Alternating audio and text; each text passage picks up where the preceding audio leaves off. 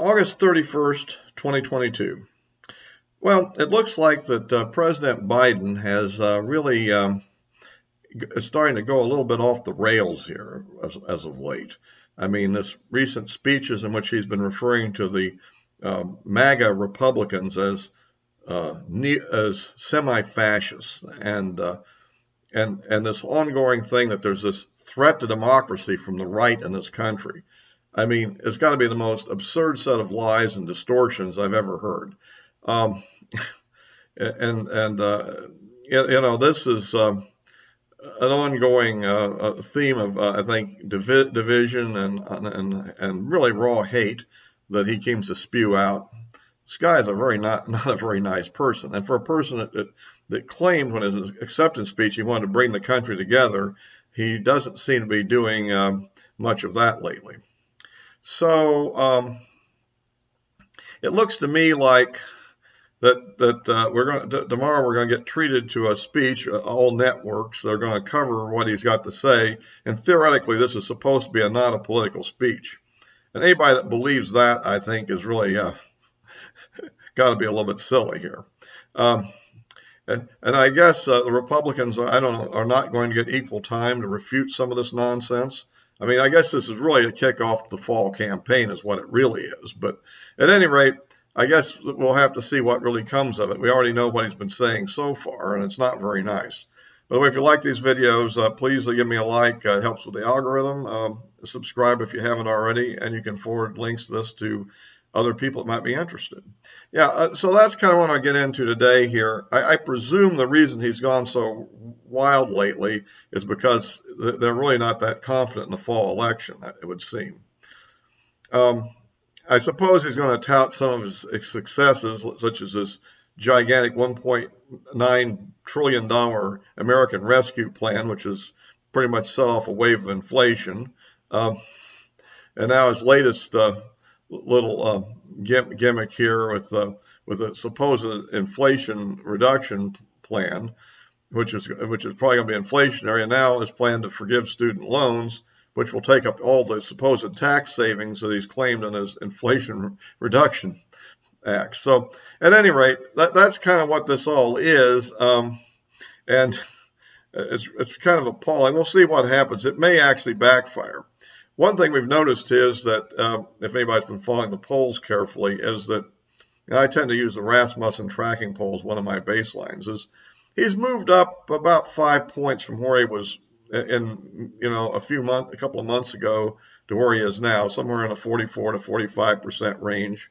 I think he peaked one day as high as 47, then dropped off, which is a big improvement from where he was in approval. I think part of it was the fact that he was out of sight for so long. He had COVID and then he had a relapse, and then he was on vacation, and all that time he kind of disappeared from public sight, and I think people forgot just how kind of goofy he is. And now that he's back, he'll probably be in a place to start making mistakes again, and maybe get his approval rating starting to drop off again. I think that's quite possible. Not guaranteed, but I tend to think that way. And so that's that. I would point out as far as the race itself, that seems to have stabilized. There was a period there where the Republicans seemed to be dropping down and got as low as about tied with the Democrats, and now we're up about almost 1.8 average. Again, you have a mixture between, like I said, the registered voter polls and the likely voter polls, which goes beyond people who are just registered but starts looking into their propensity to actually vote. And there's certainly a gap between the two, which seems to favor the Republicans. And there's some signs of improvement. Some recent poll by Emerson shows that Herschel Walker has gained ground and actually moved ahead of radical liberal Raphael Warnock in Georgia.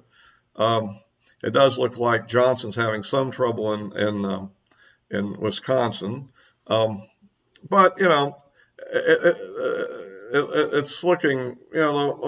I think Ohio's looking better on the Senate. I'm talking the Senate races. House races are a little bit too hard to know. I mean, I think there you're looking more to generics. I mean, specific races or you'd have to know the individual things. I kind of wonder in many individual races where the candidates are not that well known overall, if people aren't voting more party than they are voting for an individual, unless the person has really made a splash somehow, such as Liz Cheney did.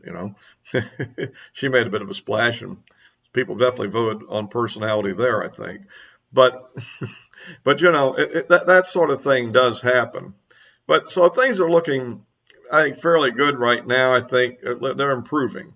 I mean, I think there was a dip. Another thing I mentioned in previous videos on this sort of subject is that that there's a tendency that the stock market had been going up. I think that was more or less a bear market rally, but that does affect people's 401k plans and other investments.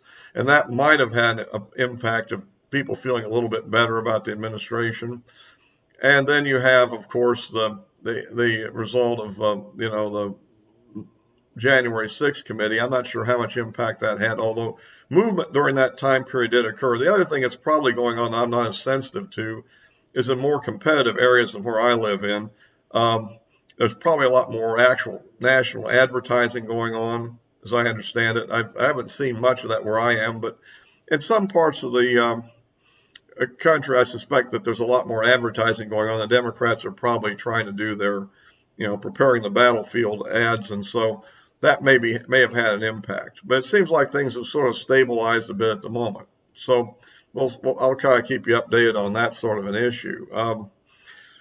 So the other thing I guess he's railing about is this whole gun control issue and this planned proposal for an assault weapons ban, which of course really would do very little to deal with the actual crime problem, which the Democrats are clearly responsible for, whether it's so much Biden himself. But remember, anybody that takes money and support from George Soros is really part of the problem, and he's backing these Democrat candidates. So, and he's the one that's put these prosecutors in major cities who won't prosecute the crimes, and that's led to a massive increase in street crime and violence.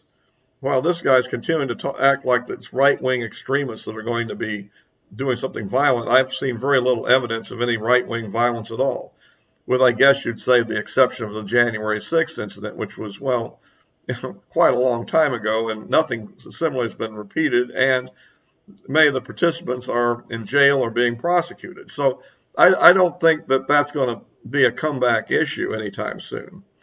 And Lindsey Graham kind of did a faux pas the other day when he talked about there might be a riot if Donald Trump was arrested and indicted. I really don't believe there'd be a riot in that case. I mean, there might be a protest, but I don't see a riot happening. I mean, what are we talking about? People,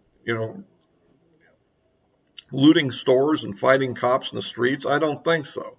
I don't believe that would happen at all. I mean, and these kind of suggestions, the only political violence I saw after this recently was some graffiti put on a Republican headquarters in Florida. Almost all the political violence in this country comes from the left. I would say at least 95%. I think it's more, probably more like 99%. I mean, the January 6th incident is an exception, but even then, I don't think that was really an action by true Trump supporters. I think it was an action by some radical fringe groups that managed to hijack a protest, and I think they were infiltrated by the government assets, informants that probably led them into doing what they did, and then they deliberately kept the security around the Capitol so light that it could happen.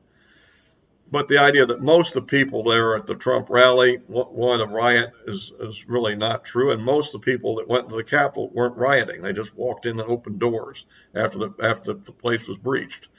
So that's kind of my view on this. But he's trying to ramp up this kind of hateful rhetoric and dividing the country.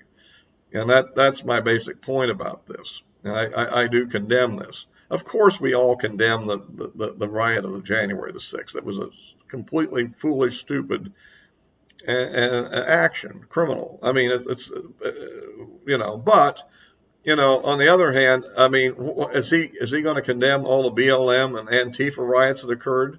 I haven't heard him doing much of that. So without that, he has no credibility to condemn anything else either, in my opinion. And the misbehavior that I mentioned in my last video of the FBI in certain cases and the Justice Department is also notable. I mean, recently the FBI agent apparently was fired or forced to resign or whatever, who was sitting on the Biden laptop, the Hunter Biden laptop, and kept this whole thing, hush hush, and convince Facebook to not cover, to suppress the story, and obviously succeeded also in convincing Twitter, although nobody's testified to that. If they did it with Facebook, they probably did it with Twitter too, and Twitter took it more seriously. So that shows illegal FBI and DOJ involvement in manipulating elections. And then he's sitting around saying democracy is under threat. Well, if there's any threat, it comes from his faction, is what's threatening democracy. It's not coming from anybody else. So at any rate, and as far as I know, I mean, the issue of course, I do agree that President Trump made some over-the-top claims about the magnitude of voter fraud. It wasn't millions and millions of votes, not at all. But it could very well have been 100,000 votes, or maybe two, and in very key swing states, which would have flipped the election. So that's I can't. Maybe we can we say for sure that happened? Maybe not, but we definitely can say it's not been properly investigated. And I think fairly credible claims are being just claimed as being debunked without any evidence that's been debunked or any real investigation. I've heard of no real investigation of any of the stuff in the 2,000 Mules claims. And so, at any rate, so I think that that pretty much states what my position on all this is. Now, we'll have to wait and see what the man has to say tomorrow, and I guess I'll have to comment on my next video as well. But I'm just kind of getting everybody prepared for what I think is coming. And by the way, I do also post these videos on Rumble. So if you're on Rumble, and you might want to look at those over there. And I usually don't get as many views over there as I do on YouTube, which I'm a bit more established presence. And of course, the addresses of my social media accounts are in the description below. And so I'll wrap this up for now, and until next time.